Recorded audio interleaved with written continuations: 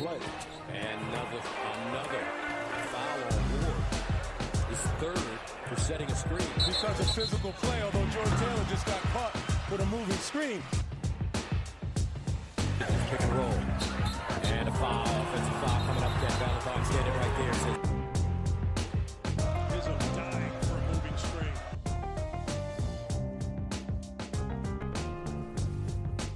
At long last, welcome back, ladies and gentlemen, to another edition of the Moving Screen Podcast. It is Monday morning, December 2nd. I'm Brendan Quinn of The Athletic, here with the great Dylan Burkhart of umhoops.com. Dylan, we are some road-weary dudes, but you more so than me. You look like shit, but that's okay. Wow. So, first of all, we need to have a conversation at the top of this podcast. Okay. I feel like I've been completely slandered that the fact that we have not recorded a podcast in a week is my fault. I'm not going to stand for that. I think you're projecting. I think that people have been blaming both of us. Okay. I think you're trying to pass the buck. Oh, me? What did I say? Yes. Just throwing little tweets here and there all week. Just little jabs. I said our schedules didn't match up. That's true. They did telling not. people to drag me out of the casino. That's right. Just a lot of. That's right. Well, that was a lot of jabs. That was me. I think that was like 10 p.m. at the airport in Maui, and I was reading up on some Big Ten action. I was getting real hype, and I was just in the mood to pod. And and I don't know where you were at that time, but yeah, the trans-Pacific communication coupled with a 6-hour time difference, coupled with my tournament going from Monday through Wednesday and yours going from Wednesday through Friday, really threw some wrenches in our plans of trying to put some stuff together. But we're here now. Big week. We have a lot to talk about. Big week for the podcast. Make sure, of course, I want to make this quick today, but both The Athletic and Hoops have great deals available for Cyber Monday. I recommend jumping on it quick. Right now you can get 66% off on The Athletic. It's like $1.60 a month. I think that this is the best deal I've seen since I've worked there for over 2 years. Dylan, a little pricier, but I will say 100% worth it. No, we're doing 50% off. That's $2 a month, which is pretty close. Pretty good. And if you already are a member, you can give a gift subscription, and we'll send you a free T-shirt too. So nice swag. Nice. You can fill out your Christmas Wait list a there. second. I haven't been offered any swag. Might have to buy a gift subscription for someone. Shit.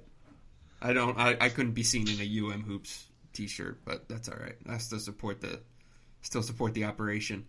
I actually think there's something similar to that on The Athletic. Some kind of gift subscription, get a shirt. I don't know. Look into it. But the deals are there. This is the day to do it for all of you.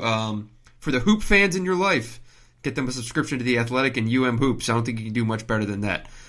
So, with that said, big podcast today.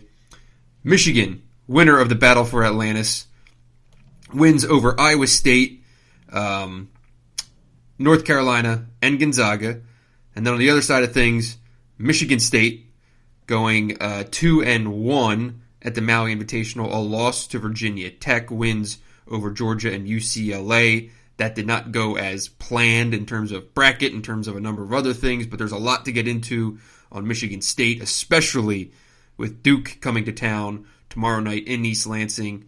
Obviously a huge game, but we will be starting this week with Michigan, possibly the number 1 or 2 or 3 or 4 ranked team in the country come later today, possibly.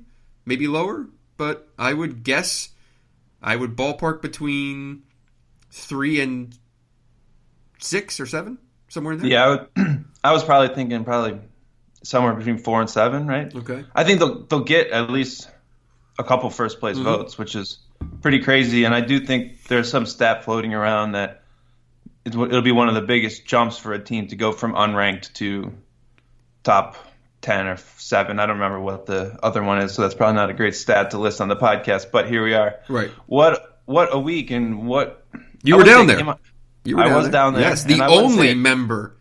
It should be said. Major shout out to Dylan. Michigan has a massive media following. Detroit Free Press, Detroit News, M Live, a number of fan sites, whatever. Dylan Burkhart was the only local, beat writer that was on the ground in Atlantis for the tournament, and major shout out for that. That's awesome. Sorry, go ahead. Appreciate it. But that's where your subscription money goes, people. Okay, so where were we? We were talking. I don't know that I would say you could see it coming. Mm-hmm. Like, I don't know that Michigan played anywhere close to their best game over the first couple weeks. So apparently not. Sort of came out of nowhere. What? I said apparently not. Yeah, and it wasn't even like you would look at it and say, man, this is really close. There were still some pretty significant areas to improve, I would say, leading into the tournament. Mm-hmm. Obviously, getting Franz Wagner helped kind of fill out the rotation, but they just were more confident, more aggressive than every other team in that tournament. And that's saying a lot for a tournament that had 4 top 15 teams before it started, right? Yeah, it was the best tournament of the feast week, for sure, in terms of strength of field, in terms of name recognition, all that stuff. It was right up there. It was number one, and I would probably say Maui would be close to. But anyway, yeah, I mean, it's really hard. Like, they played so well, and now I had to kind of rewatch most of the games on Synergy. I watched Gonzaga live on the plane, but then went back through it another time. But they're at a spot right now where they're playing so well that it's almost like, okay, is this just a team that is kind of in one of those just crazy zones, and there will obviously be some kind of return to the meet? Like, how good is this team? I mean, you just look at their Ken Palm numbers right now. They're 9th in the country in three-point shooting percentage at 42 and change. They're 4th in the country, making 60% of their like, they're just making everything of late. Probably going back to Houston Baptist when they put up 111. Because you go back and you watch the Creighton game, looks like a completely different team. The main thing being the fact that there isn't this just total, complete reliance on Xavier Simpson. There's still a pretty strong reliance on Xavier Simpson. I mean, but I think I tweeted the one day, like, they couldn't walk straight 2 or 3 weeks ago without, like, Xavier basically holding their hand in every aspect of everything. But Simpson still, I think, set the tournament record for assists multiple times this week, and somehow wasn't named to the all-tournament team. Wait, seriously? Seriously? Yeah. That's incredible. Teskey and Livers made the team, but Simpson did not make it. I don't know how many people even voted, but I certainly voted for him. I still think that you can point to the fact that Michigan's backup guards, or really Eli Brooks too, played so well when Simpson was in foul trouble. But at the same time, what Michigan is really about is still just Xavier Simpson operating out of ball screens, and that really is what makes this team so hard to guard and what made last year's team so hard to guard. And you've seen, in a way, Juwan Howard take what worked for last year's team and build around it in, like, by far the best way possible, right? He's getting the most out of Xavier Simpson and John Teskey, who all summer we talked about, were they in a spot last year where they had a system built directly to them, and maybe they would struggle in a new system. Instead, Howard's built a system that gets the most out of both of those players, which has really led to this early success, I would say. Yeah, and I mean, I obviously 1,000% agree that this team is hardwired to Xavier Simpson, but I'm just saying, like, early on, anytime Brooks or DeJulius even touched the ball, you had no idea what's going to happen. And now you add Franz Wagner to the mix, and you just have just a kind of another layer, another element where, like, you know, if I'm a defense, I still sell out on guarding Xavier Simpson, don't get me wrong. But I'm just saying, like, you look at what DeJulius can do. I mean, he can go off at any point right now, but Eli Brooks looks great. And it's, you know, you point to this whole story of confidence, and that people talk about, you know, how he's these massive ebbs and flows in his confidence right now, but he looks right now like a guy who is just free flowing. It's not that catch and hesitate, because he has that really nice little hesitation, dribble, step over, hit your shot. Before though, it was catch, hesitate, freeze, and he's just a guy who's kind of just free flowing right now.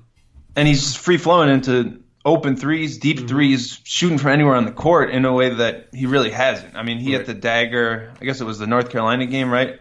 Where he had the late three that was really deep, and he wanted that shot, right? Like he was looking for it. That was not the Eli Brooks that we've seen any other point in his career. No. He still gets caught in kind of that mid-range area where he tries to attack and doesn't quite get to the basket, doesn't quite get to a comfortable mid-range jumper. Definitely where he needs to grow, but the fact that he's driving into those shots and taking them speaks to how confident he is right now. You know what I mean? Like there's even a chance that missing shots is a good sign for him because he's looking for his offense. And I think Michigan has really found the balance between making the extra pass but also being aggressive. If you remember, I think it was the exhibition game or the Appalachian State game, Juwan Howard was talking about how guys were just excited to be out there and they were playing fast, but they were just running into shots and missing the extra passes.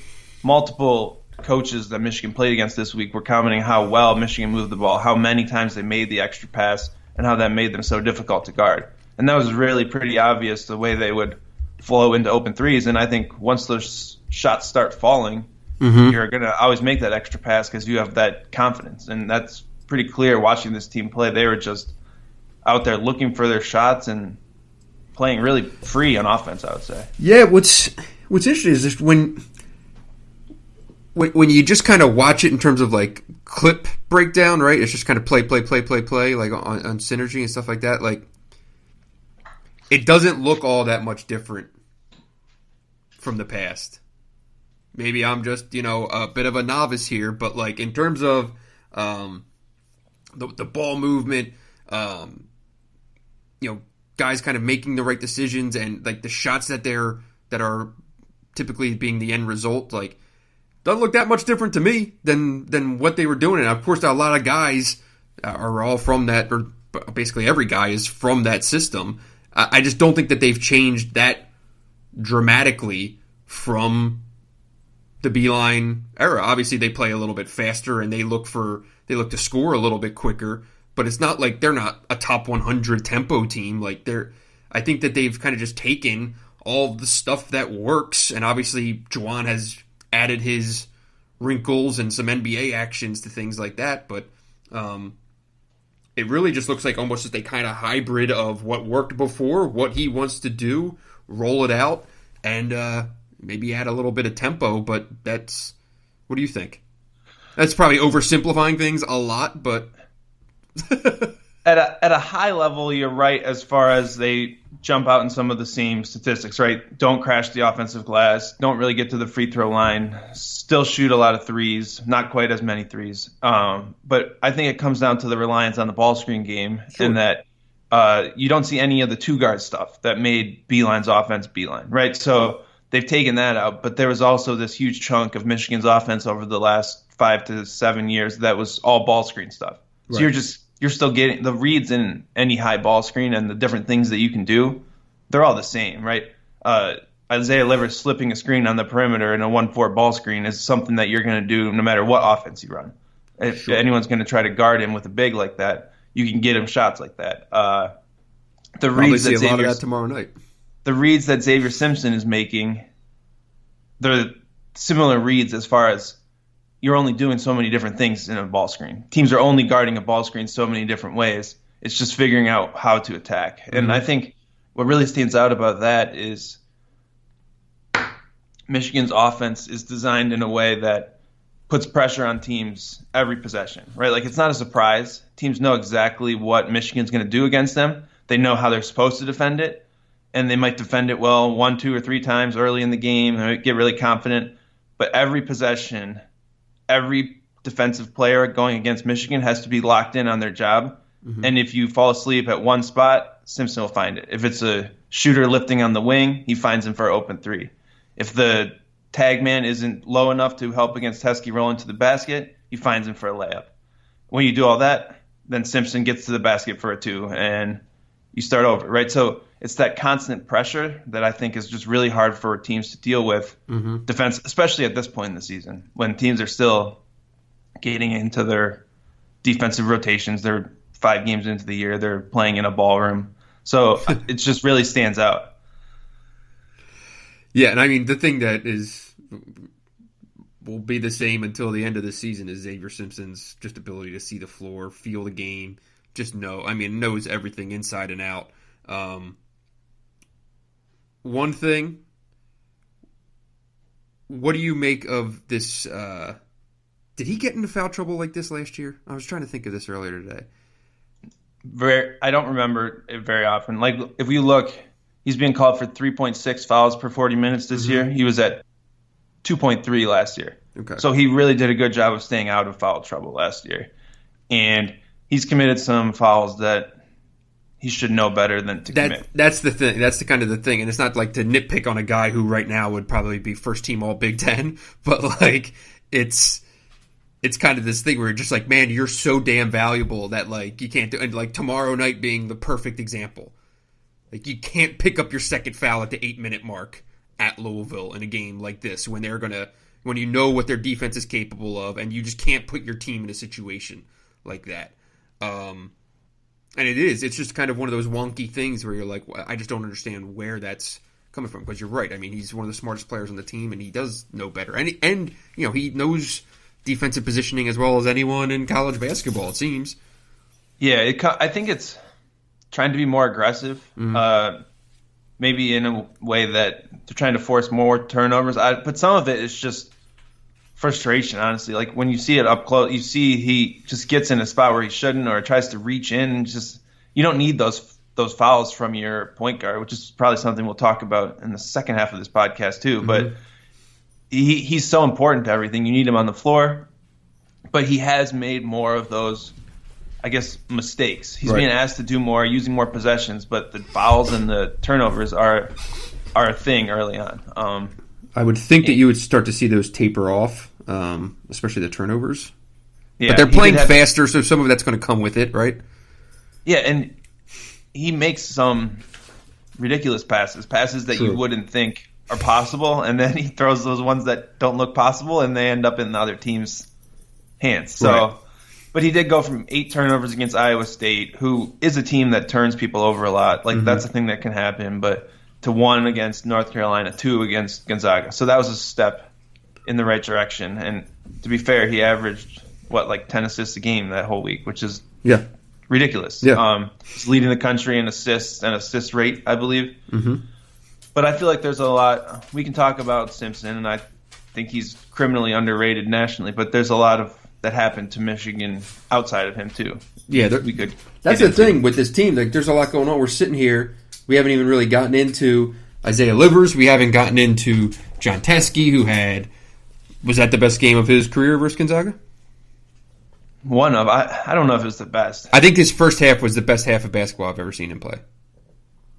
He dominated, but he's had some games like that. I understand, but I think just in terms of many times last year when it would be like him, air quote, like dominating, it was kind of, sometimes it would be like the fluky, make 3 or 4 threes in a game and everyone get all hype about John Teskey. And yes, he would do all the other stuff that he does, but I just thought this game, like the rebounding, grabbed 5 offensive rebounds against Gonzaga, which is Gonzaga. I think he had 10 total in that game. His offense, 15 boards. 15 boards, 5 offensive, right? Yep, he was great. I mean, he dominated. That was the he best. He dominated UNC the day before. Fair. UNC's 5-star freshman big man couldn't even get back on the court. Roy was just done with it. He wasn't going to see it anymore. I mean, that is, I think, what you come to almost expect from him at this point. He's that good. He when you're up close watching it, it's just really remarkable how physical he can be around the basket. Like he's not a great leaper necessarily, but his length and his strength just makes it so hard for people to go through him and finish around the rim. And early this year, we were talking about maybe he would struggle to adjust to the drop coverage that Michigan's playing. I'd say he's pretty well adjusted. He completely just dominated out of that look where he would force the driving guard to pass the ball and then recover and just block the shot. I mean, that's not an easy thing to accomplish by any means. Yeah, because he's not quick, but he moves so well. He's quick laterally. The way he slides and all that, he just always gets himself in a position. And once he gets himself in a position, you can't move him.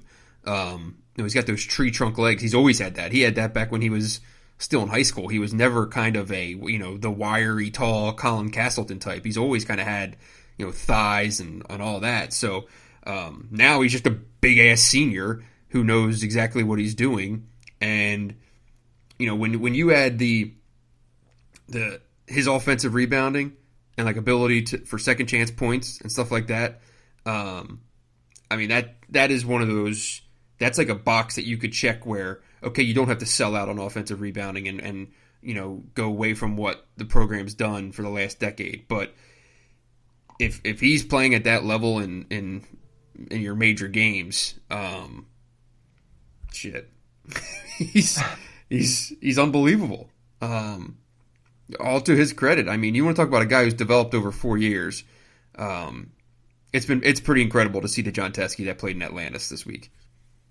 Yeah, without a doubt. And I like how Juwan starts almost every game with a set to get Teske a post touch.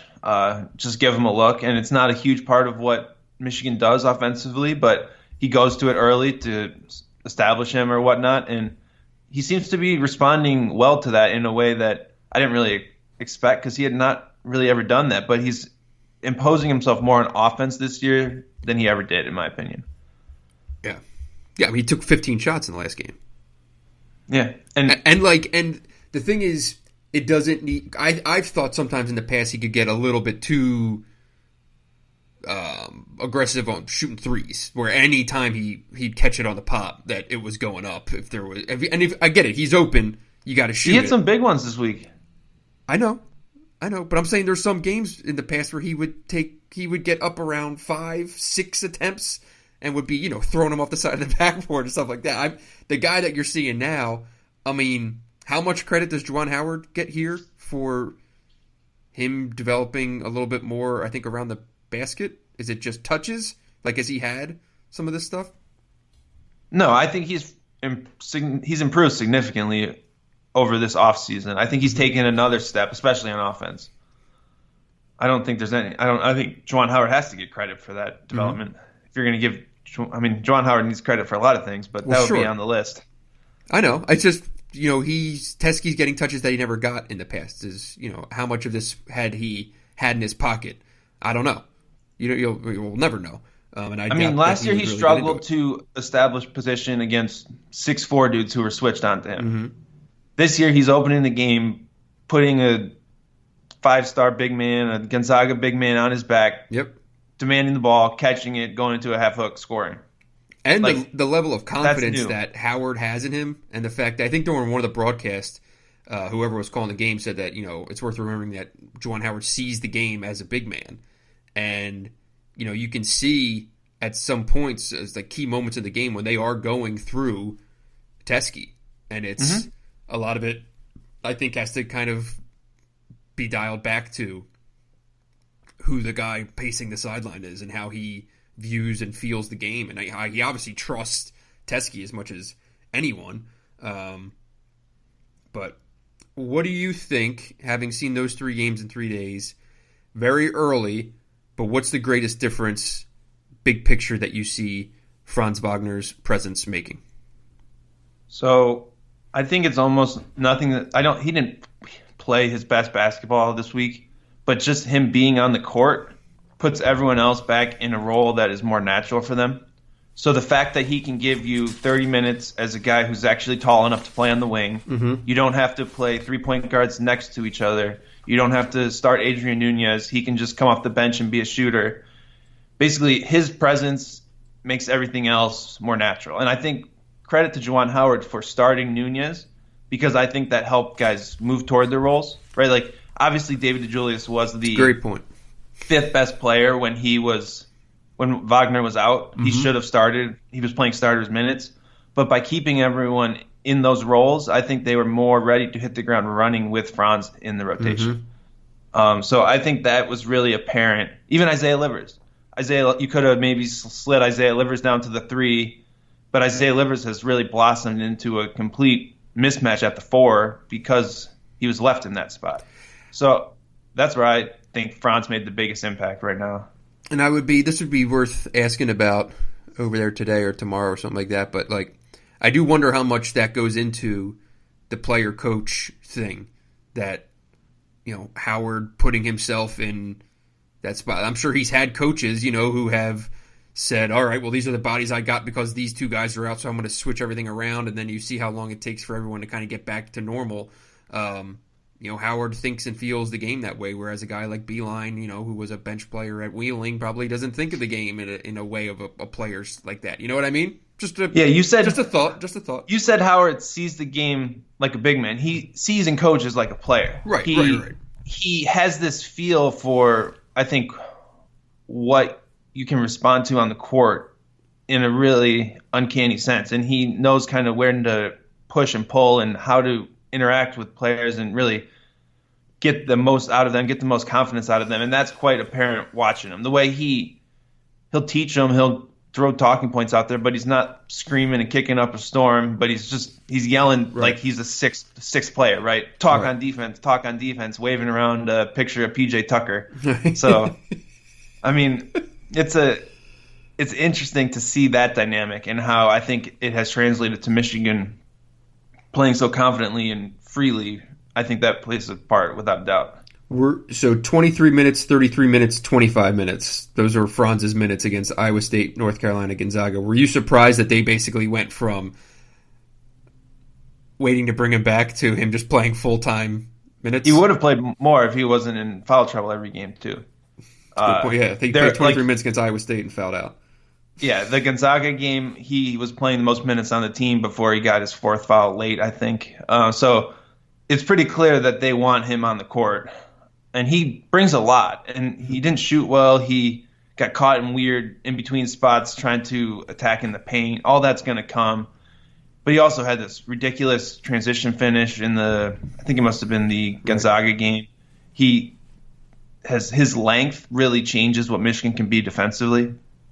He's getting deflections all over the place. He's getting rebounds, blocking shots in a way that you wouldn't really expect a 3-man to get, right? So if his offense comes around, that changes, I think, this team even more dramatically, right? But I think he was frustrated with his shot. By the end of the week, I think he was passing up open threes and then just dribbling into trouble, and Juwan got a little frustrated with that at a couple points. But I wouldn't say I'm surprised that he's playing this many minutes, because I think we've said all along that the rotation needs Franz in it, right? Yeah, certainly. I mean, and it kind of shows you where Adrian Nunez really was in their thinking. He's gone. To his credit, he came in and hit a 3 against Iowa State. He did. But his minutes have obviously fallen off a cliff. He played 7 minutes versus Iowa State, 6 minutes versus Gonzaga, did not see the court versus North Carolina. So that's a guy who's just going to have to work his way back if he hopes to see the floor again. Before we move on to Atlantis, we've had this entire conversation. Louisville. We haven't even mentioned Isaiah Livers, who is very quietly just I think wonderfully consistent option with the ball. Just score. He's just put the ball in the bat. Right, everything else can work around him. Between what Xavier does, what Teskey does, like all Isaiah Livers has to think about doing is scoring, and he's doing his job to a T right now. Yeah, I don't know if he's going to shoot 62% on 2s and 51% on 3s all year, right, but he's certainly shooting like he's going to. He did lead the Big Ten in three-point shooting last year, so it's not like this is an aberration. But, I mean, yes, 51% is pretty significant. And so this summer we talked about how Livers can just do what he did last year, play twice as many minutes and be a breakout player. Mm-hmm. I would say that's about 70% of his game right now. Mm-hmm. And then he has his other 30% where he'll make 1 or 2, 3, 4 plays in a game where you're like, okay, he didn't even have that last year. Right. And he's really blended doing what he does best, which is just kind of playing off the catch, finishing cuts, all that fun stuff.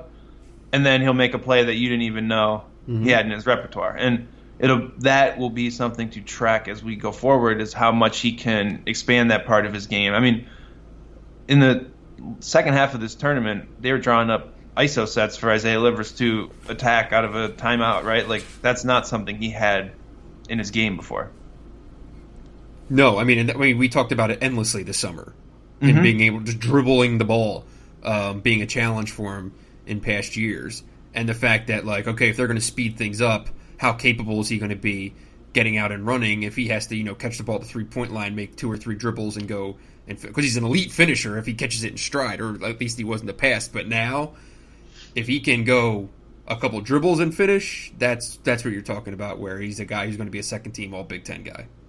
Yeah, and I love playing him at the 4. I think that was an easy potential mistake to make, is to try to force him to play the 3. This was basically 3 games in 3 days against teams that play bigger dudes at the 4. Yep. And they basically can't do that against Michigan. Right. So that opens up everything, because he's good enough defensively to guard that position, even if it's a little bit of a bigger guy, right? And he's just impossible for those guys to cover, because they're not used to covering a guy who shoots 50% from 3. Yep. And you can't really hide them at that point, and you're forced to go small late in the game, which if you're starting a second big, you don't want to be forced to go small late in the game. Right. And this game coming up tomorrow night, I think, is secured a little transition. You want to talk about Isaiah Livers, especially defensively, and him matching up in spots. Louisville game is going to be a big one for him, because I think he's going to see both Jordan Nwora and Dwayne Sutton in one-on-one matchups. I think he'll spend probably play 37 minutes and probably split it on both, I would guess. But it's a big-time game.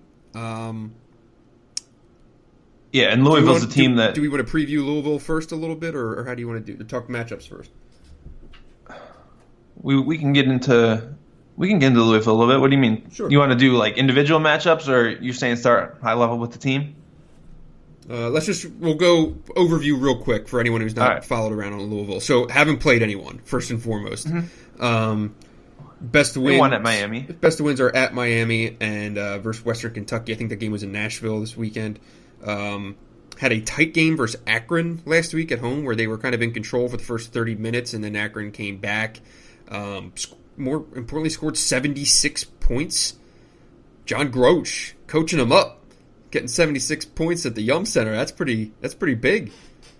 But point being, this will be the first major test for a team that was, basically unanimous preseason top 5. They've returned 6 of their top 7 from last year, about 75% of their total scoring. They are getting a major piece back into their rotation, kind of in real time here, with Malik Williams, who had a pin put in his right foot, I think, back in September, and is now, I think, 3 games into his return. But he gives them a different look, different dynamic. In the front court, he's a 6'10 guy who I probably would have started the year if he were fully healthy. But he's been coming off the bench the last 3 games.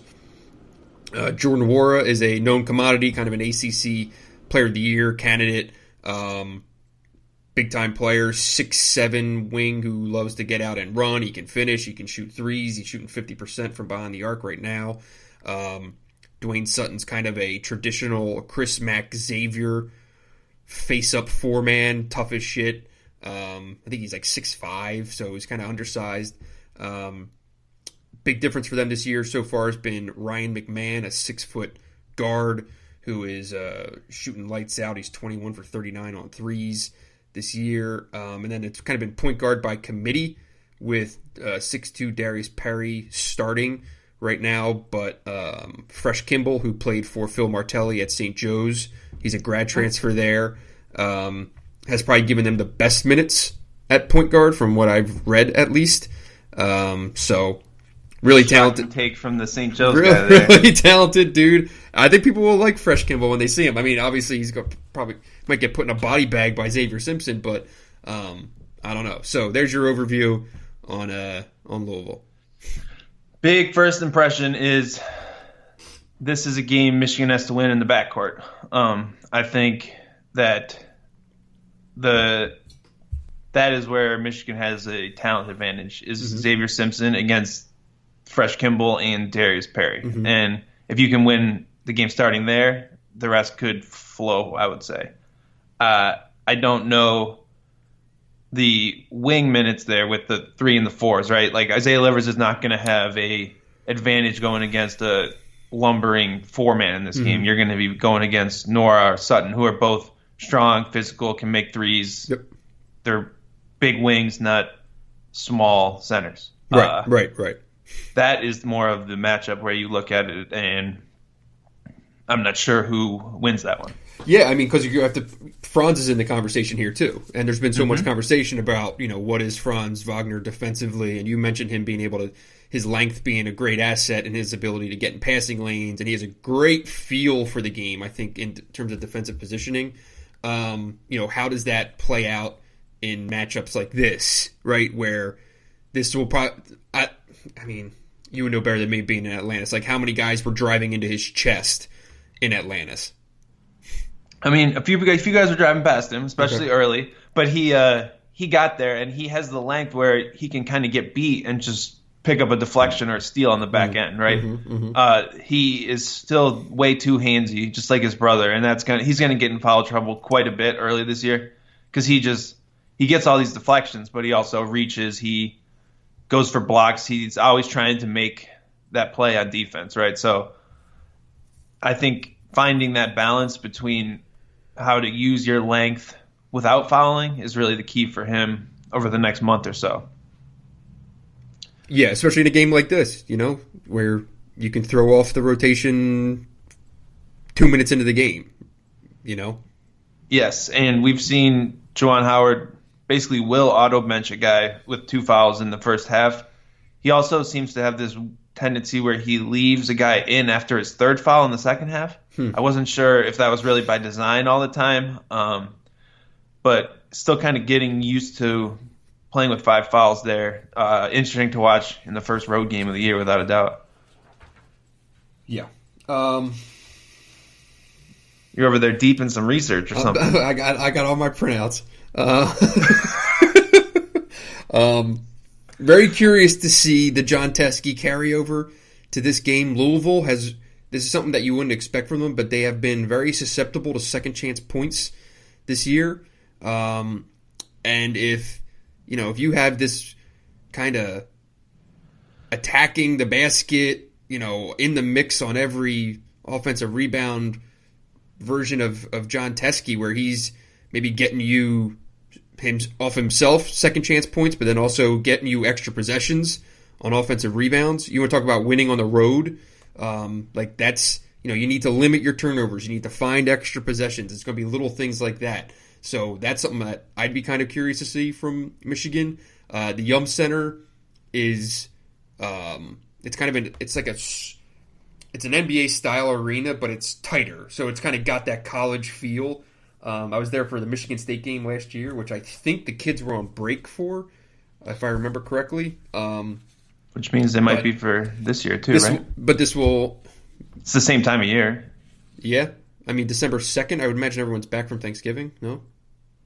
But this tournament, or the Big Ten-ACC Challenge, is always the week after Thanksgiving. Yeah, okay. I don't know if they're going to be there or not. Either way, the place is loud as hell, and this is Michigan's first true road game. So... there's something worth saying. You have returnees who have played in games like this, but a guy like Franz Wagner, right? I think this is kind of welcome to college basketball. Yeah, but some of those German games can get a little wild. Oh, okay. Another stat that jumps out to me on Louisville, I do think playing on the road is vastly different than playing in the Bahamas, where I would say Michigan probably gets an advantage with how experienced and disciplined they are. Right, Juwan Howard kept talking about how it was a business trip, and he was proud of his kids for avoiding the pool. Honestly, it was Juwan Howard that seemed like he wanted to go to the pool most. But I think Michigan has been through so many of these tournament settings, and they kind of have that down. They come from a program that was probably equally disciplined about that. They weren't at the craps table on Tuesday night like some other teams were. Oh, really? Now you got the real juice. But either way, I think that playing on the road is another level up. the stat that jumps out just looking at Louisville's KenPom page, 278th in percentage of threes allowed. So give up a lot of threes, and 36th in percentage of assisted shots allowed. So they do a good job of not giving up a lot of assists, but you can get threes and shoot over this defense. And Michigan has been shooting a lot of threes early. You're going to have to make them. To win on the road, you can't have a bad shooting day. And we're going to find out pretty quick how legitimate these Michigan shooting numbers are going on the road at a team like Louisville. No doubt. I mean, Chris Mack and Louisville, it's synonymous with pack line defense. But, yeah, I'm just most curious to see how they attack Michigan's ball screens. Is probably going to be what they're spending 90% of their practice on today. How they want to. Are they going under? Are they going over? Are they, what are you doing with Xavier Simpson? Do you want to try to, let him take as many shots as possible? How can you force him more into a mid-range? Because, his 3-point numbers, when you look at their box score right now, right? You look at Michigan's team stats, you kind of raise your eye. You're making them. You raise your eye when you see Xavier's shooting numbers, but any opposing coach right now is still going to say, I'll still take my chances on that versus anyone else shooting, right? But because the second that he gets into the middle of your defense, unless you're forcing him into kind of one of those further out sky hooks, he's just going to pick you apart. Yeah, and he's actually doing a really good job this year of getting to the basket without the sky hook. I think he made his first hook shots against Gonzaga. I don't think he had made one before then. But he's still been finished. He's kind of come up with a new arsenal of finishes that he's been using, and then he just brought back the skyhook as a twist on Friday in the Bahamas. But he's better off if he can get underneath almost and still attempt a free throw or still attempt some sort of layup, whether it be contorted or otherwise. Like the skyhook is fun and all that, but like I don't think a skyhook from 13 feet is still like a great shot. So if I'm an opposing defense, I'm okay with him taking 8 of those a game. Yeah, and I do think that nothing's changed from last year. The way you want Michigan to have to beat you is to make Xavier Simpson score enough points, not him find guys who are open to score enough points. That will certainly be the approach, and you have a pack line defense. You're going to pack it in. You're going to probably go under a lot of screens. They're a team to shoot over the top, so that will be something to watch without a doubt. What do you think? So you talked about Teskey, right? What's his carryover from this? Sure. Is this a game that you think he can dominate around the rim in a similar way, or do you think Louisville does something that could make it more difficult or spread him out or something along those lines? I'm not sure, really. I just given his level of play right now, if you can do it against Gonzaga, I think you can do it against Louisville. So I would be. You're going to let us know one more time about how physical Gonzaga was in that preseason scrimmage? Hey, I didn't make it up. It's not like I was there scouting it. Like, this is just what I was told, right? So I don't know what you want me to tell you, but at the same time, I think the point stands. If you can do it against Gonzaga, you can do it against Louisville. That seems fair. I don't know how this game will play out. Michigan on short rest, coming off of a trip from the Bahamas, back on the road like a couple days later. This is a big ask. It's a big ask to win this game. Yes. It would be, 3 top 10 wins in a row? Yeah, and then I think they did that once in Beeline's tenure, didn't they? The year they went to the Elite Eight, I think they did it. 2014? I'm not sure. I'm not. I remember that being you. Wait a second. First of all, you are the historian. Don't give me that. It's exactly what you are. The hell are you talking about? I'm not at 9 a.m. after a late night flight, but here we are. I think this stretch is mid-January 2014. They beat Wisconsin, Iowa, Michigan State. I'm pretty sure that was a stretch of 3 straight top 10 games. And it's so fitting that Iowa was probably a top 10 team for that 1 week in January before they nosedived into the month of March. Oh, yeah. Lost 8 of their last 7 or 9 games that year. Love to see it. All right. Wrap up on Michigan. Your parting thoughts from Atlantis before we move over to Michigan State. Juwan Howard can really coach. Okay. We spent all this time talking about what's he going to run, what's he going to do, what's he know about coaching. man knows a hell of a lot about coaching. He's coaching his ass off over there. And beating Roy Williams and Mark Few in back-to-back games is, that's no joke. And they weren't close. No. None of these games were close. No. That was one of the craziest parts was the any time in those games where Carolina or Gonzaga, whatever, would make their move, right, and you're waiting for things to unravel, they had an answer every single time. Yeah, it's an experienced team. A very experienced UNC game, they had the 19-0 run right out of the half, I think.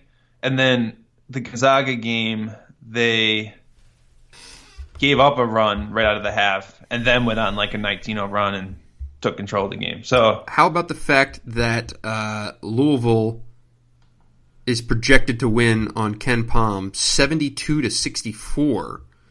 It's an 8-point gap. This gives Michigan a 26% chance to win. I haven't looked it up on Bart Torvik, but does that seem a little meaty to you? It's a road game. Yeah. I mean, you're not in like all these neutral games have they're much tighter spreads to begin with, right? So it seems like a big number, but at the same point, fair. I would assume that the Vegas spread ends up lower than 8 points, though. I would certainly think so. I think there's part of Ken Pom that's still catching up to Michigan's early success, right?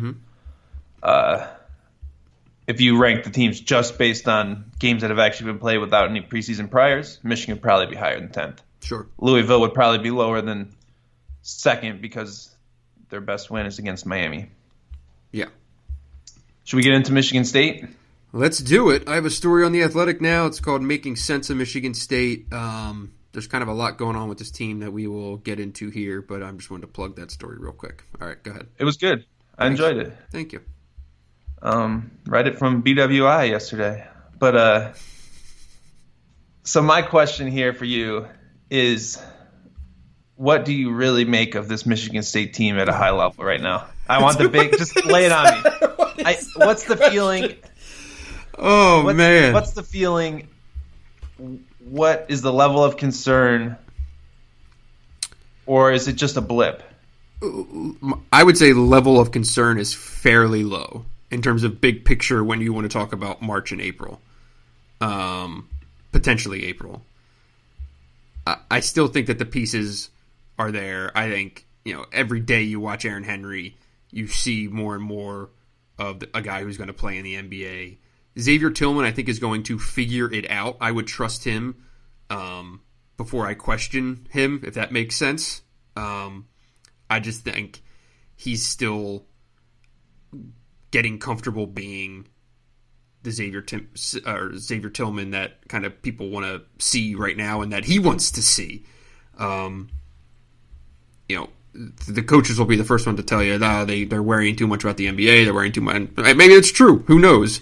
I feel like a lot of coaches say that, and that's an easy thing to say. But to me, it just looks like guys who are in expanded roles with the absence of Matt McQuaid and Kenny Goins, who are just figuring out how to play and how to take on greater responsibility, whether it be communication with other guys on the court, whether it be, you always see this in college basketball. Like, the guys who in that first month of the year, when a bunch of dudes leave, when they catch the ball and realize, like, oh, wait, shit, I'm supposed to do this now, right? Like, I'm the guy who's supposed to shoot. I don't just catch and pass and just live off of the residuals of what everyone else is doing. Like, now I'm the one who makes the residuals. And that's what I think you see going on with Aaron Henry and Xavier Tillman. Cassius Winston is just as unique of a case as you can come to. And it is, part of the point of the story that I wrote for today was trying to find and understand, like, the balance of how much has this team really focused on basketball of late is a real thing. And people can, if you want to roll your eyes at that, well, sorry, but you're wrong. But, like, the situation with Cassius Winston remains all-consuming in a lot of ways, and it demands a great degree of attention from the coaches, his teammates. Like, it's hard because you don't know, like, what's overly sensitive to talk about when we are not in the situation versus what is, like, trying to assume what's going on, but like from conversations I have, like some people don't know how to talk to Cassius Winston right now. Okay? And like that's a really hard thing. And if you want to say that shouldn't have an effect on basketball, well, I'm sorry. Like, it's just the perfect example, to quote our friend Nick Baumgartner, where it's like, these are not video game characters. Like, they are people. There is real shit going on in their lives. So, point being, like, when you say, what do you make of this team? Like, I think it's impossible to come up with a real answer to that when so much of it is in this space that we have no prior example to think of or work off of. Are there issues on the basketball court that can be and will be addressed? Absolutely. Like, I think the ball screen offense, they need to keep getting better.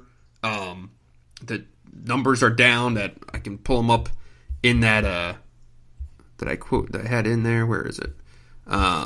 We'll talk through some of these numbers, but like a guy like Rocket Watts needs to dial it back from like. He's not even at 11, man. He's just like in the 30s. He's not Rocket for no reason, man. You say there's no answer, but that was a pretty good answer. Okay, that's where things are, I would say. Fair enough. It's really hard for not being around. Like, it's easy to just talk about the basketball things. Right. But not being around the program, it's impossible to really put into words what everything else going on means to that team and how hard that is to deal with. It's that underlying thing to every number. You know what I mean? Where it's like, oh, their numbers are bad. Their numbers aren't great in ball screen comparative to what they were. Cassius Winston hasn't really been practicing. Mm-hmm. You know, like that's a thing. And it's impossible to really find your chemistry if the player in the middle of your entire chemistry isn't practicing all the time, right? Exactly. So you sound like an asshole when you're like, well, this isn't working, this isn't working, this isn't working. But it's much more nuanced than that, especially at this point in the year. From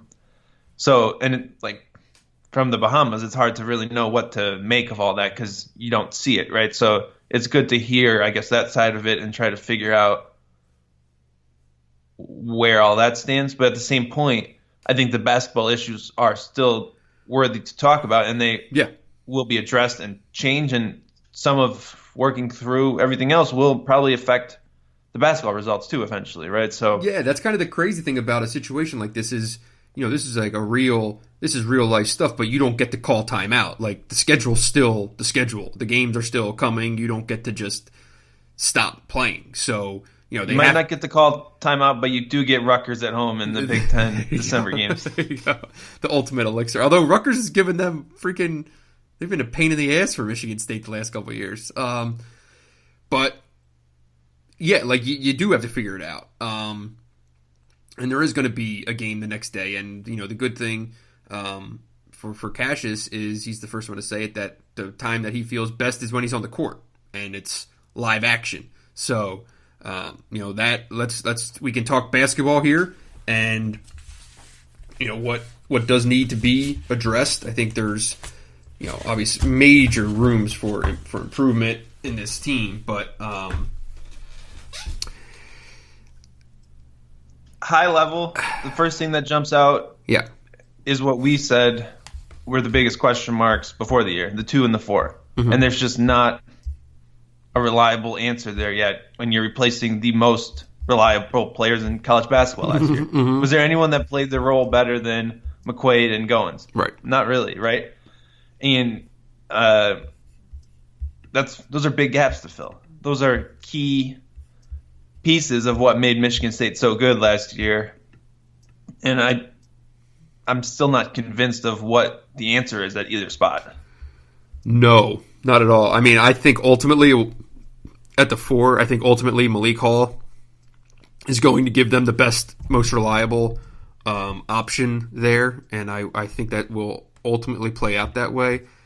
But right now, I think they are still far from any real legitimate answer at the 4 spot. You see, we're in Atlantis, and I think Maui, and Kithier starts the first game down there. Marcus Bingham played 3 minutes against Virginia Tech, and then the next day Marcus Bingham starts and plays 18 minutes and was okay. There were some flashes. He grabbed 6 rebounds. He was willing to battle in there against some real bodies. Georgia, Graham Couch pointed out, it was a great point. Like that is the perfect example of a team that you walk in the gym, you're like, look at these dudes, my God, and then you watch them play and realize that they're just running nothing and have no idea what they're doing. And then UCLA, Bingham started again, but only played 7 minutes. Meanwhile, you have Kithier, Marble, and Malik Hall kind of cycling in and out of there. And it's basically, at this point, I think like a day-to-day, whoever's giving you the best that day, you ride. But at some point, you need an answer. I think Malik Hall gives you the best options just in terms of his skill set. And he's, not to keep hitting a dead horse, but I think he's the most replicable to Kenny Goins. If you want to reproduce what worked last year, I think he's the best option. And he's proven that he can do it on the road, like do it in a big spot already early in his career, which is key. But at the 2, I don't know what's the answer. I mean, you have what do you make of Rocket at this point? Like, what's the fix for Rocket at this point? I love the stat that you had in your piece of you charted his shots. Yeah. And it was something like 2/3 of them were what you call bad shots. Well, I don't remember the exact stat. Yeah, so I charted, he's taken 56 shots, which I think is more than Henry and Tillman. Let me double check that, because that's that right more there, that's egregious. That can't happen. It's about as many as Tillman, more than Henry. What was it? Oh, no. You said 56? So, yeah, it's more than both. Barely more than Tillman. Barely. No, Tillman's taken 67 shots. Rocket has 55. Aaron Henry has 46. Okay. Meanwhile, Rocket is 5th on the team in field goals made at 16. So he's 16 for 56 on the year. I charted those 56 shots and basically classified 22 as bad jumpers. So that's hand in the face. That's the step back, fall away, difficult long twos. And then another 8 were kind of high degree of difficulty, in traffic. The floaters with 2 hands in your face where there's 2 guys standing with their hands out calling for the ball. So it was basically 30 of his 56 shots are like severely low percentage shots. And yes, he's made a couple, and that's great. But like, it's just not. It's wasted possession. You might as well turn the ball over. You can't get to 36% 2-point shooting and 22% 3-point shooting taking good shots. Exactly. It's just not possible. Right, because he is like a skilled scorer. Like, he can score the ball. If he sets his feet, he makes the shot. But like 2/3 of his shots aren't with his feet set. So how do you fix that? What's the answer? At some point... Is it more Gabe Brown? That would be my vote, but they're not. I don't think they're going to go... First of all, it's December 2nd. I don't think they're going to go away from Rocket so much yet. Like, that to me seems like more of a early, mid Big Ten move if it just doesn't come together. But, like, at some point you have to hope that Rocket is watching film every day and hearing, like, this is a bad shot. You can't do this. You can't do this. You can't do this. And that at some point it sets in. But you can't project that. We can't sit here and say it's going to happen at some point. There's already been, I think, a switch from early November to early December, where early November, you didn't really see Izzo get on Watts. He just kind of let him play. It was the, what was it? Did you watch West Wing? Yeah, a long time ago. Like he wrote on the napkin, like, let Bartlett be Bartlett. I think early on it was like, let Rocket be Rocket and get film and then figure and point out to him what's wrong and stuff like that. Now, when you watch Michigan State, so I sat sideline, right, for 3 games in Maui. Watts can't go on the other side of the floor at this point without Izzo just riding his ass about what he's doing on offense, defense, whatever. It's constant. So, I think that they're kind of in that they did that, give him the opportunity early and now break him down and rebuild him is, I think, what you're seeing right now. But you can't just go away from him because God knows if Josh Langford's going to play. So you got to figure it out. And Tom Izzo is masterful at the freshman destroy and rebuild. No That's doubt. the go-to move. So Watts is going into the blender here coming up. My thing is, every time I watch Gabe Brown play, every shift I watch from Gabe Brown, he makes one or two plays that I love. Yes. And he doesn't seem to play as much as I would think, despite that. I assume it's because he's given up plays on defense, something along those lines. But every time I watch Rocket play, he makes one or two plays that make me long for a 17-footer from Josh Langford in transition. Right. So I just think you have to go more and more to Brown, but I don't know if it's the rotation where he needs to play minutes at other spots too or what. But I mean, he started the one game when Henry was out, so It's more that he's just more of a true three. Like, he needs to play more, right? Am I wrong? Yeah, no. Am I just all in on the Gabe Brown fan club? You don't got to tell me about the Gabe Brown fan club. That's probably a really good question for Tom. Is, at what point does Gabe Brown force you to play him more minutes? Because he's getting more and more aggressive on the glass. It's not, last year he just kind of would just get nudged aside and basically be a non-factor when the ball went up. But now he's battling. He attacks the rim. He is by far their best dunker. And that's even his offensive rebounding rate twice Aaron Henry's. How about that?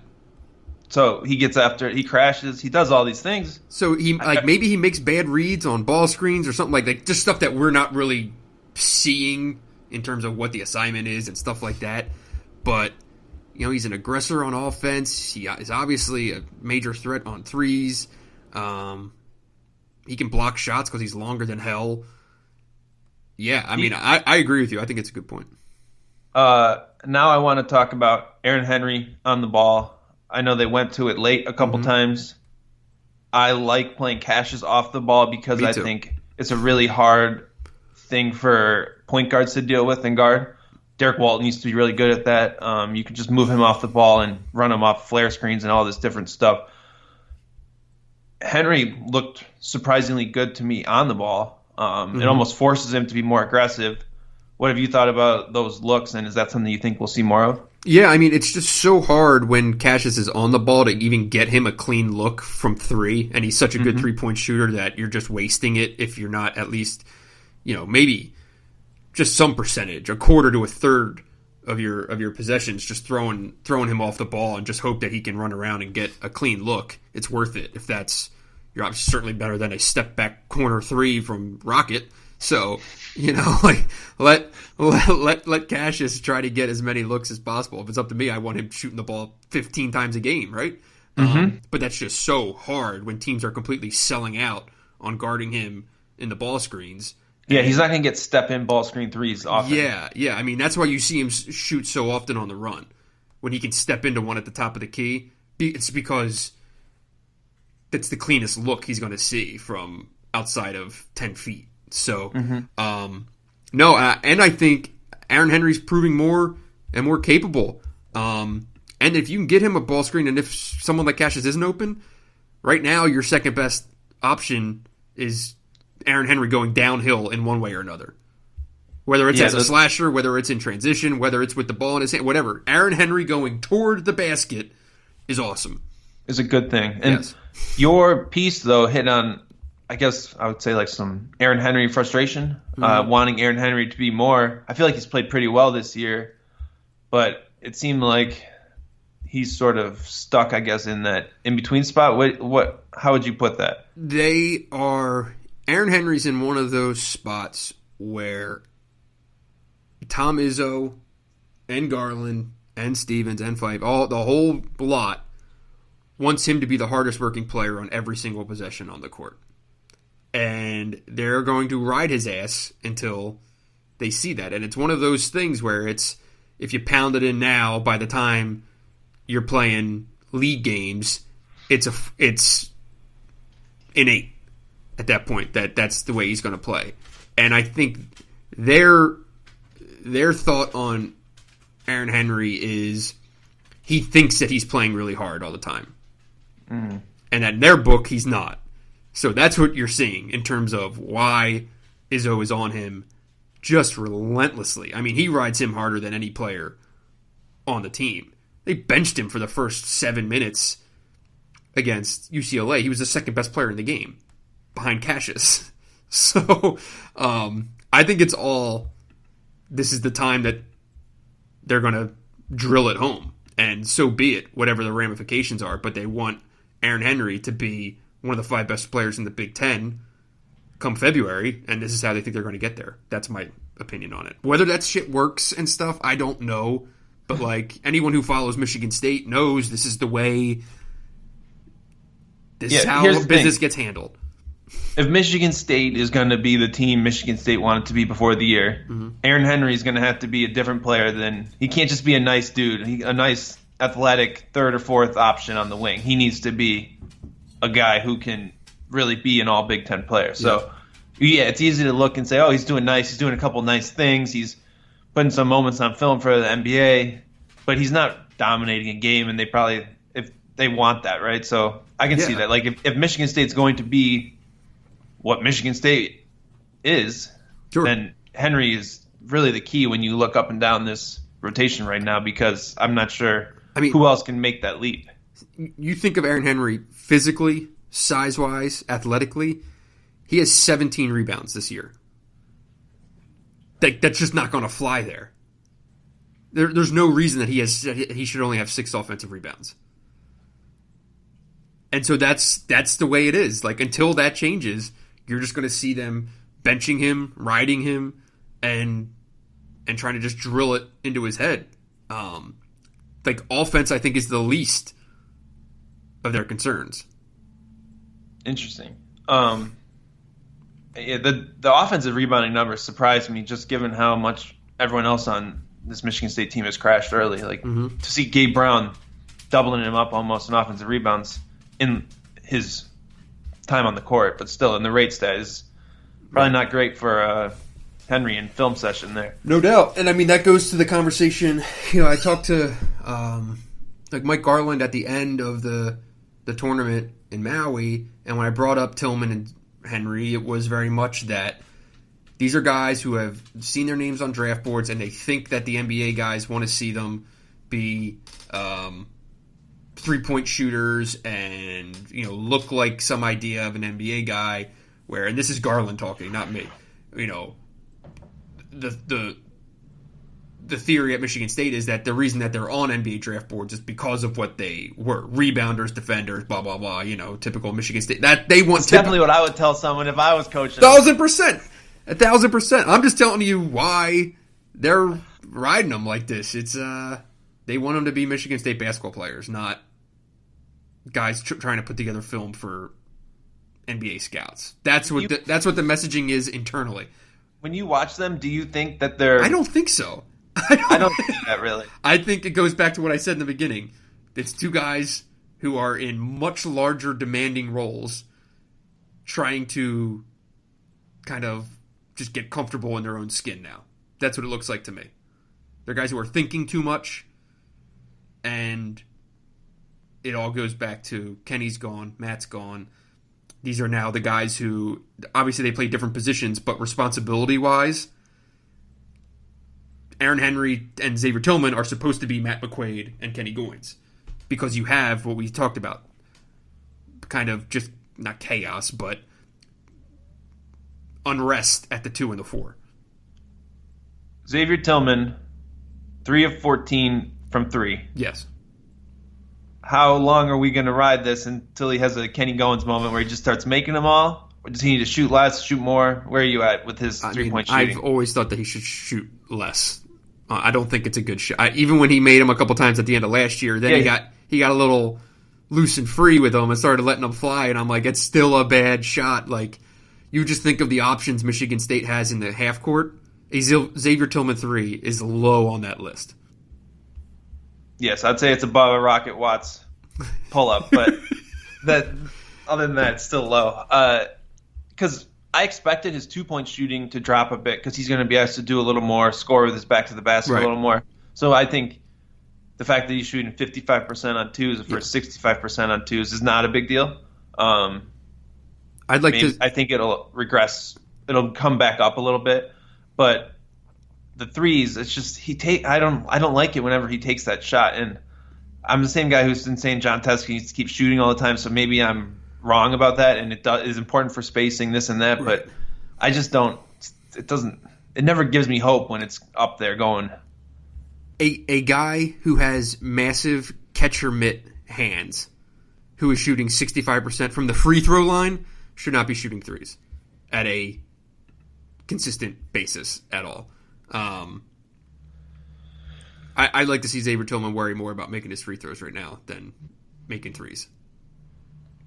And he said after the UCLA game, I am not going to miss a free throw against Duke, which was quite the call your shot moment, but they put it out there. Quite the call. Speaking of Duke, do you have any? It's a very specific call your shot there. Let's talk about Duke. Yeah, I've been through my Michigan State takes here. Duke and Michigan State, I really appreciated the promos this weekend at ESPN for 1 versus 3. Way to ride it out. Just go for it. Yeah. I'm all here for that, but still a huge game. We can talk about Tom Izzo versus Coach K over and over. All right, I don't care. Tom Izzo finally won that game, right? That was big. The game of the tournament was a high stakes win in that back and forth. Mm-hmm. What do you? This is a game that you said would be Michigan State's first loss before the season. Ouch! Just want to throw that out there. Ouch!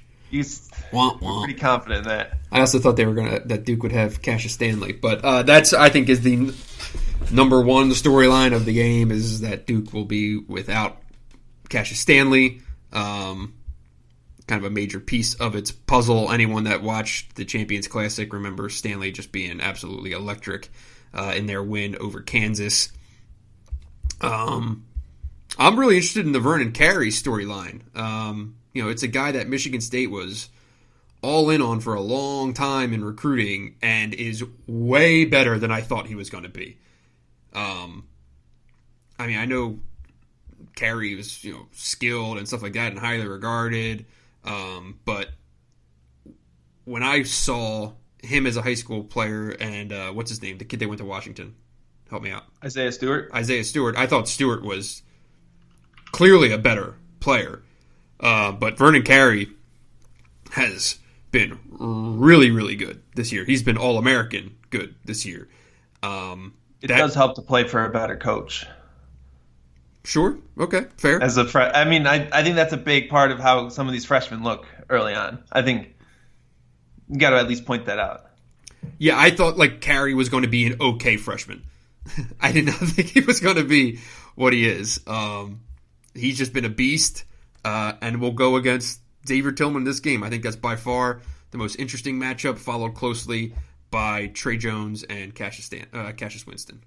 Yeah, the fact that the two best players on both teams play the same positions, and they're going to try to do a lot of the same things makes this game really interesting. Mm-hmm. It's really a strength-on-strength game, and I'm not sure either team is betting on their players at the 2, 3, 4 dominating in any way. They're not sure what they're going to get there. Mm-hmm. But at the 1 and the 5, you have the focal points of both teams, and Trey Jones versus Cassius Winston, I'm all here for it. That's going to be a great matchup. Doesn't get much better than that as far as point guard play. Jones is a great defender. Has improved his offense. That's big time. Well, part of the reason I put Vernon Carey and Xavier Tillman just ahead of it is narrative based. That Vernon Carey broke their hearts a little bit late. They thought at the end they really thought that they were there for him. And I was down there when he committed, and I walked out of the gym with Carey's mom and his dad and their high school coach. And the mom, if I remember correctly, the mom said to the dad, something like the hardest part was calling Izzo and telling him no. So it was that was a real thing. They really thought they had a chance there, and it swung late. Going to be a warm welcome at the Breslin Center for Mr. Carey. Yeah, probably a little bit different than the last time he was there. I think that was that Michigan when he was. I'm not sure. He was at a game last year, and I remember he was getting the chants and all that stuff and blah blah blah. And he's going to be getting some chants this year. Yeah, right. Right. I don't know what you mean. It might be a little different tenor. Oh boy, he's going to be in for a fun one, I would say. Yeah. So what jumps out to you? How much Duke have you seen? Just a little bit, I'm guessing. A little bit. Champions Classic. Then briefly following that, I did not see the Stephen F. Austin game. I'm not sure how you got whatever ESPN was, ACC Network Plus in the Bahamas. Yeah. A lot of blackout restrictions to deal with down there. But this team is probably not as good as people thought before the season. Would you agree with that? I would agree with that. I think it's probably too early to actually make that call, but that's definitely the narrative right now, right? You lose at home to Stephen F. Austin, and that's going to be the narrative.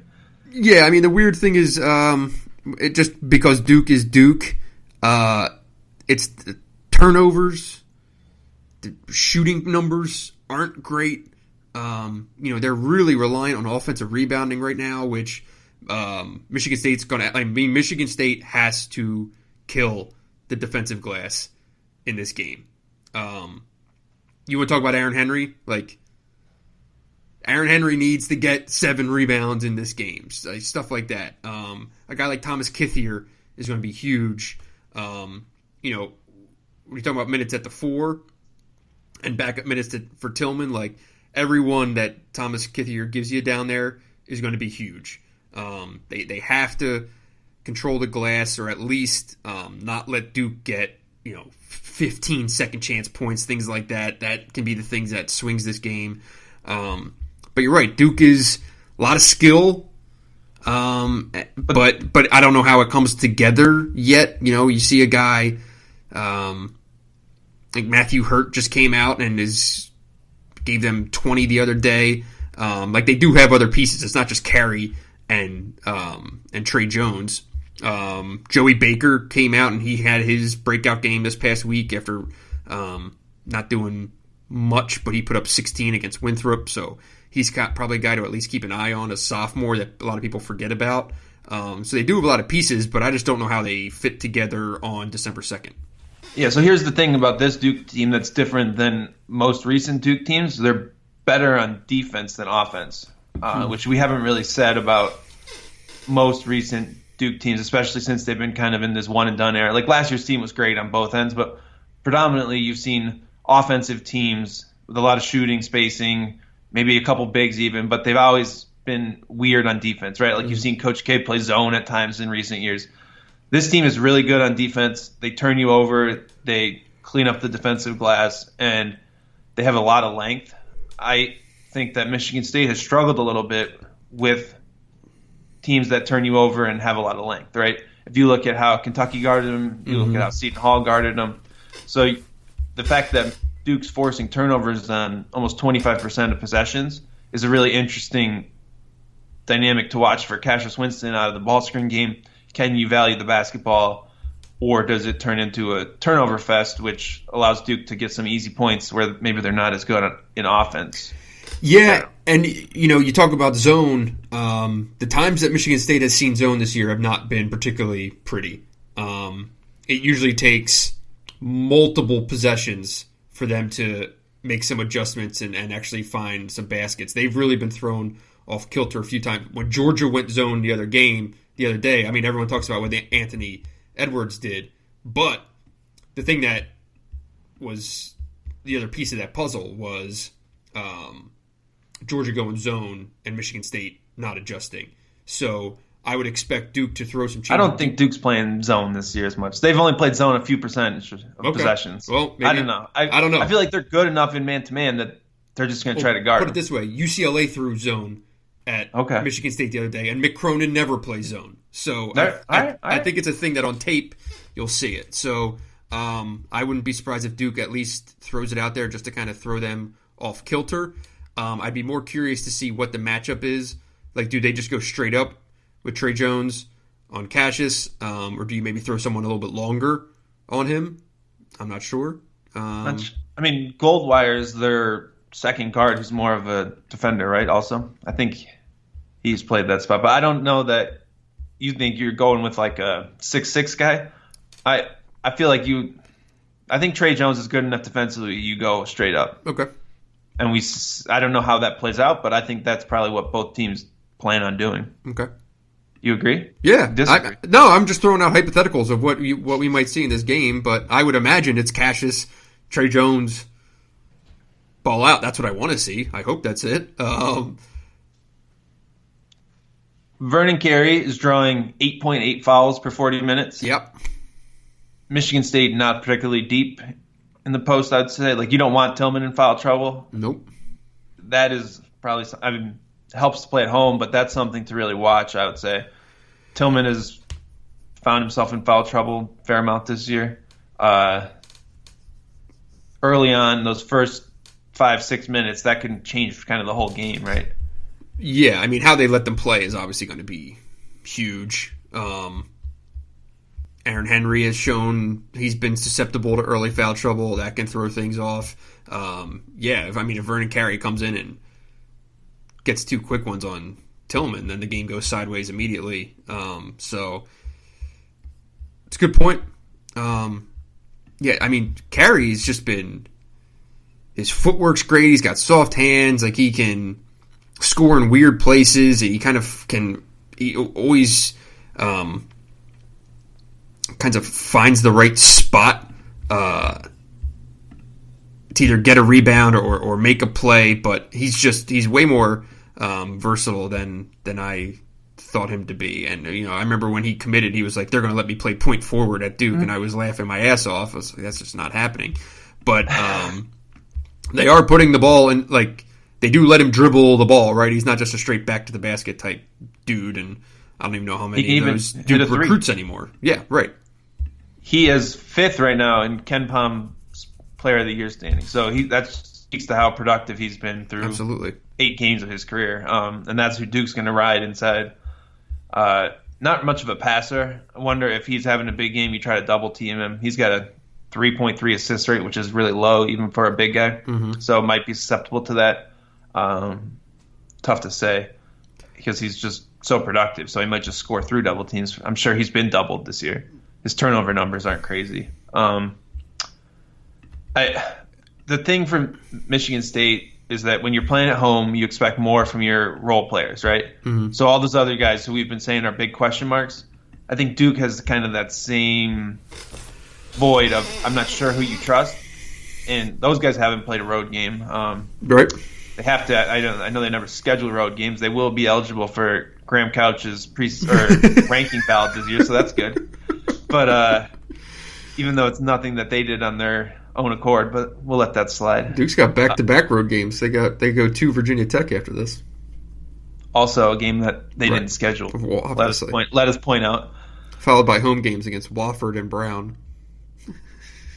Oh boy! So I think there's a chance that Duke's just not a mature enough team to go and win on the road at a place like Michigan State, right? Like, I mean, put it this way: go back to that Kansas game that they won. That is their best win of the season, obviously. That game was a complete shit show. I mean, it was yes, they won 68-66, but Kansas turned the ball over like 24 times, was it? Something like that? 28 times, and Duke only won by 2.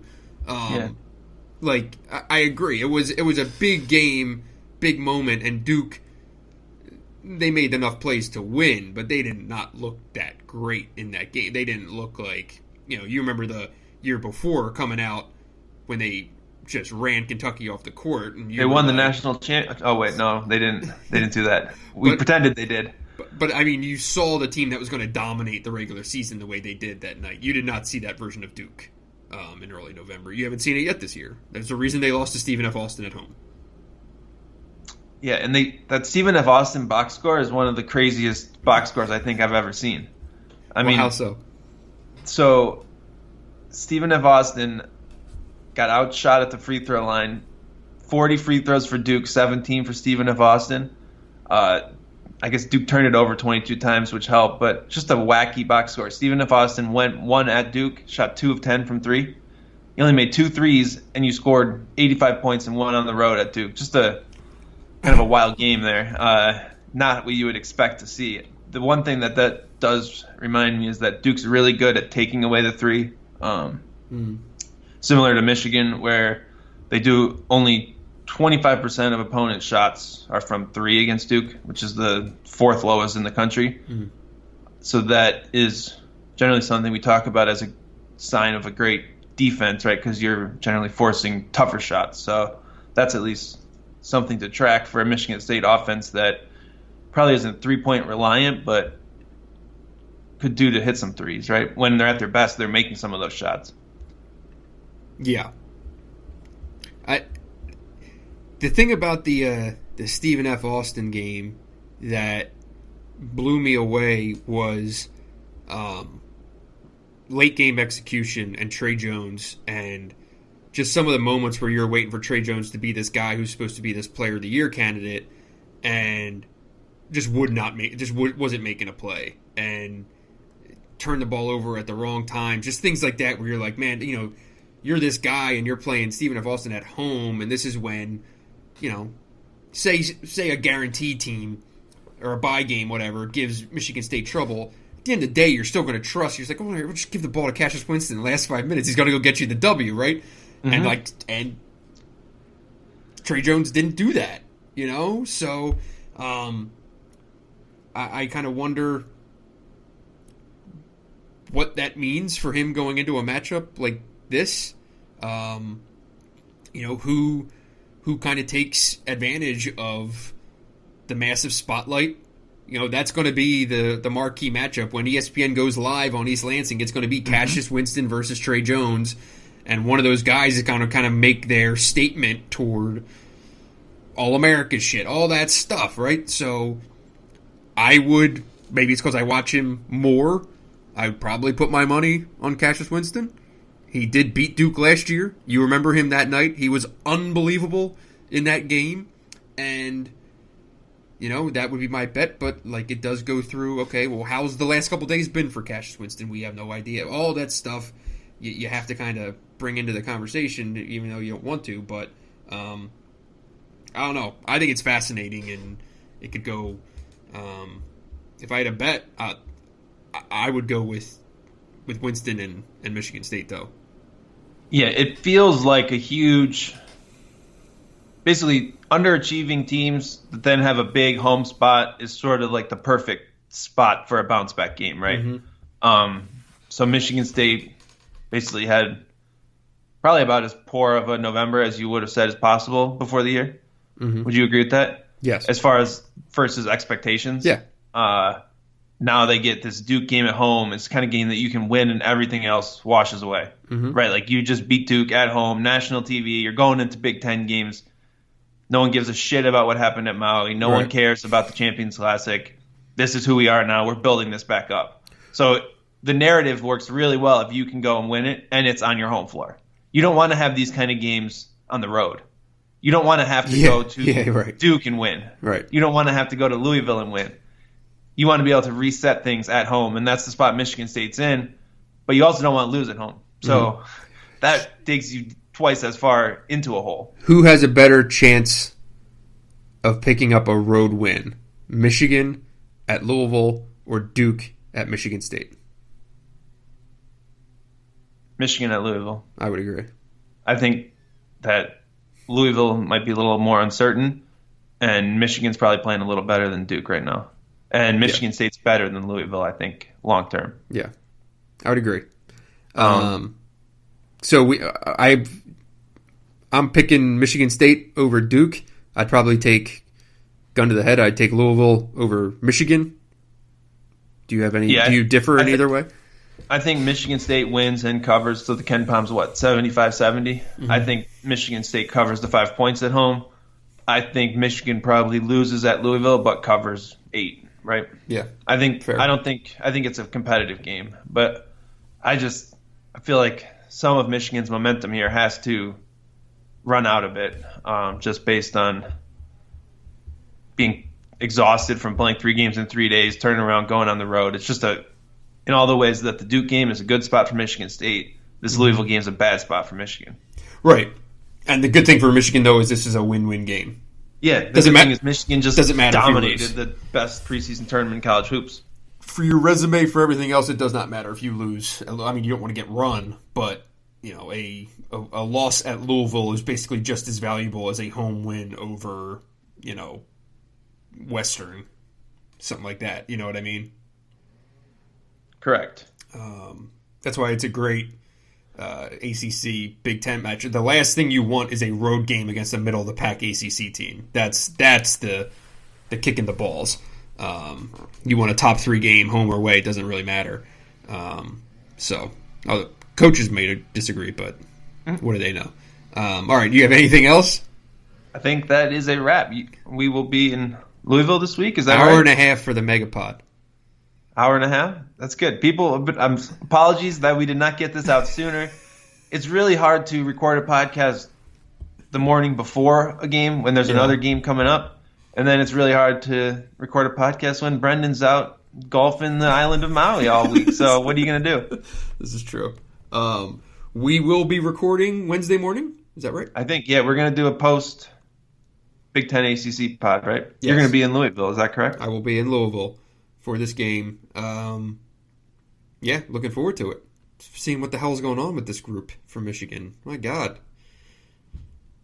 They probably won't be happy to see me. They did much better without my big dumb face getting in the way. So if they lose, you can blame me. All right, well, people will. That will do it for this week. Make sure you check out the Cyber Monday deals on both UM Hoops and The Athletic. While you're being so generous, make sure to leave us a review in the iTunes store. That is very helpful to us finding new listeners. Recommend this podcast to your friends. And, of course, be sure to tip your bartenders and your servers.